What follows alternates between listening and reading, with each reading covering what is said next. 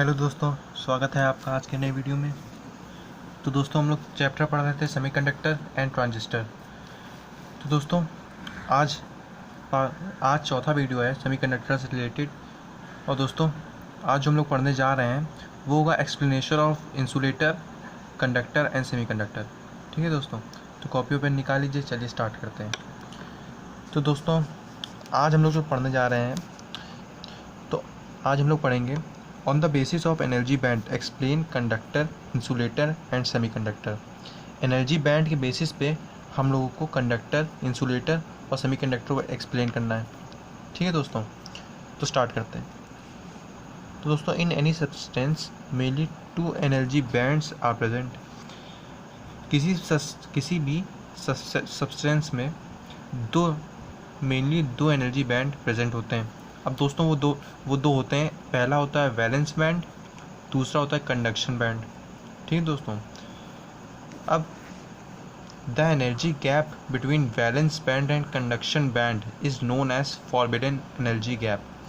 जो valence band और conduction band के बीच जो गैप होता है उससे हम लोग फॉरबिडन एनर्जी गैप कहते हैं।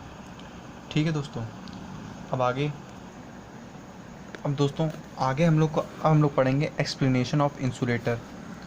ठीक है दोस्तों, अब जो पहली हेडिंग होगी एनर्जी बैंड के बेसिस पे हम लोग को एक्सप्लेन करना था कंडक्टर, इंसुलेटर और सेमीकंडक्टर। तो पहले हम लोग एक्सप्लेन करेंगे इंसुलेटर को।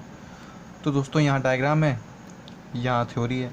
पहले मैं डायग्राम समझा देता हूँ, फिर थ्योरी बता दूंगा। ठीक है दोस्तों, तो दोस्तों ये दो डायग्राम है से दो, आप इनमें से कोई भी एक बना लीजिए, दोनों सेम है। तो दोस्तों, यहाँ इससे देख लीजिए, ये जो बैंड है इससे हम लोग कंडक्शन बैंड कहते हैं। ठीक है दोस्तों, और ये जो है इसे हम लोग वैलेंस बैंड कहते हैं। ठीक है दोस्तों, और इन दोनों के बीच के गैप को हम लोग फॉरबिडन एनर्जी गैप कहते हैं। तो इंसुलेटर में कंडक्शन बैंड और वैलेंस बैंड के बीच का जो गैप है उससे हम लोग वो 7 इलेक्ट्रॉन वोल्ट होता है। ठीक है दोस्तों, तो दोस्तों अब हम लोग थ्योरी पढ़ते पढ़ते समझते हैं। In an insulator number of electron in conductor band is negligible. जो नंबर ऑफ इलेक्ट्रॉन होते हैं कंडक्शन बैंड में वो नेग्लिजिबल होते हैं। ठीक है दोस्तों, in valence band some electron are present. जो वैलेंस बैंड है उसमें कुछ इलेक्ट्रॉन प्रेजेंट होते हैं, इसलिए हम लोग ने दोस्तों देखिए थोड़ा हाईलाइट भी कर दिया ताकि इसमें दिखे कि यहाँ पे इलेक्ट्रॉन प्रेजेंट है।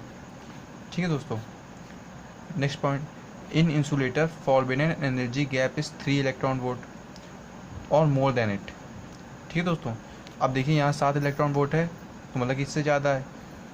तो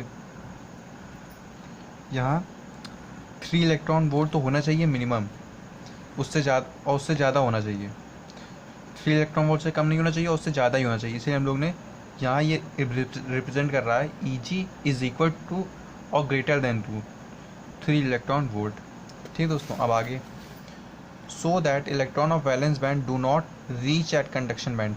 अब इन दोनों का जो कंडक्शन बैंड है, वैलेंस बैंड है, उन दोनों का एनर्जी गैप इतना ज़्यादा इसलिए होता है ताकि वैलेंस बैंड के इलेक्ट्रॉन कंडक्शन बैंड में ना पहुँच सकें। ठीक है दोस्तों, इन दोनों के बीच का गैप इसलिए इतना ज़्यादा है ताकि इसके इलेक्ट्रॉन इसमें ना पहुँच जाएं। ठीक है दोस्तों, अब क्यों? Due to this in insulator conduction does not take place. इसलिए इन दोनों का गैप इसलिए ज़्यादा है ताकि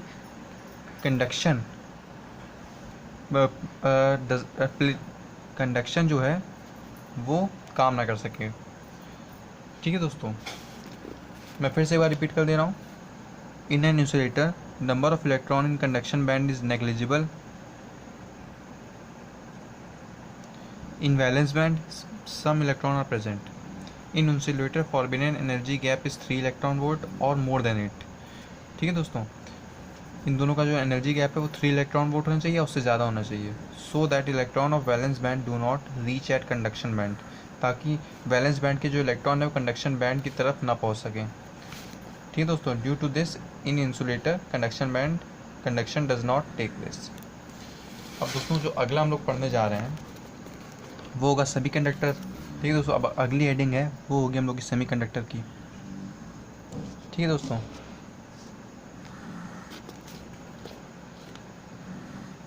अब सेमीकंडक्टर में एक डायग्राम बना है, पहले ये देख लीजिए। जैसे कि पहला डायग्राम था, अब सारे डायग्राम वैसे ही होंगे। ये कंडक्शन बैंड है और ये वैलेंस बैंड है। अगर आपने इंसुलेटर वाला समझ लिया तो अब सेमीकंडक्टर और कंडक्टर का ज़्यादा डिफरेंस नहीं दिखेगा। ठीक है दोस्तों, ये कंडक्टर है, ये कंडक्शन बैंड, ये एक कंडक्शन बैंड है, ये एक वैलेंस बैंड है। ठीक है दोस्तों, इन दोनों के बीच का जो गैप है वो 1 इलेक्ट्रॉन वोल्ट है। ठीक है दोस्तों, चलिए आप डायग्राम बना लीजिए। आप पॉज करके एक बार डायग्राम बना लीजिए। बना लिया? ठीक। अब दोस्तों इसमें इसकी जो थ्योरी है वो है, in semiconductor number of electron in conduction band is more in comparison to insulator.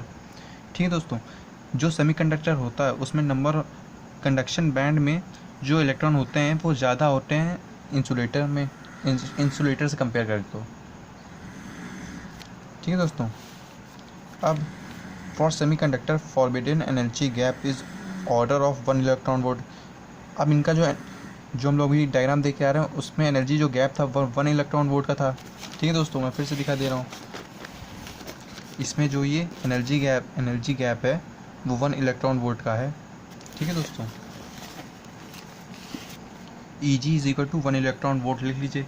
ये Eg रिप्रेजेंट कर देगा फॉरबिडन एनर्जी गैप को। ठीक है दोस्तों, अब कुछ इंपॉर्टेंट पॉइंट जो आपके MCQ में पूछे जा सकते हैं। For germanium forbidden energy gap is 0.75 electron volt. ठीक है दोस्तों, अब दूसरा point, for silicon it is 1.12 electron volt in it current flow partially. ठीक है दोस्तों, ये जो सेमीकंडक्टर है इसमें करंट पार्शली फ्लो करता है। अब दोस्तों कंडक्टर पढ़ते हैं। ठीक है दोस्तों, अब फॉर कंडक्टर ये है डायग्राम, अब बना लीजिए। ये कंडक्शन बैंड, ये वैलेंस बैंड।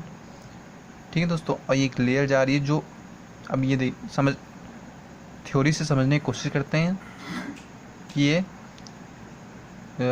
डायग्राम में क्या है। In conductor forbidden energy gap is absent. अब ये जो लेयर दिख रही है यहाँ, ये फॉरबिडन एनर्जी गैप नहीं है, ये एक दूसरे के ऊपर है। ये जो बैंड है वो एक दूसरे के ऊपर है। देखिए, in it valence band and conduction band are overlap. ये जो चीज़ है ये दिखा रही है कि ये conduction band and valence band एक दूसरे के ऊपर हैं, मतलब कि ओवरलैप कर रहे हैं। ठीक है दोस्तों, that's why in the conductor enough electron are present in conduction band. ठीक है दोस्तों, that's why in the conductor enough electron are present in conduction band in conductor current flow easily. Valence band कि जब electron यहाँ आ जाएंगे तो overlap हो जाएगा, तब करंट ईजिली फ्लो करने लगेगा। ठीक है दोस्तों, तो दोस्तों आज के लिए इतना ही। आशा करता हूँ आपको आज का वीडियो अच्छा लगा होगा। अब अगले वीडियो में हम लोग PN जंक्शन डायोड पढ़ेंगे। ठीक है दोस्तों, और उससे थोड़ा रिलेटेड पढ़ेंगे। मैं वीडियो इसलिए शॉर्ट रख रहा हूँ ताकि आपको समझ में आए और आप अच्छे से पढ़ सकें। ठीक है दोस्तों, अगर आपको वीडियो अच्छा लगा हो तो लाइक कीजिएगा, कमेंट कीजिएगा, सब्सक्राइब ज़रूर कीजिएगा, और दोस्तों सब्सक्राइब करके ज़रूर जाइएगा। तब तक के लिए थैंक यू।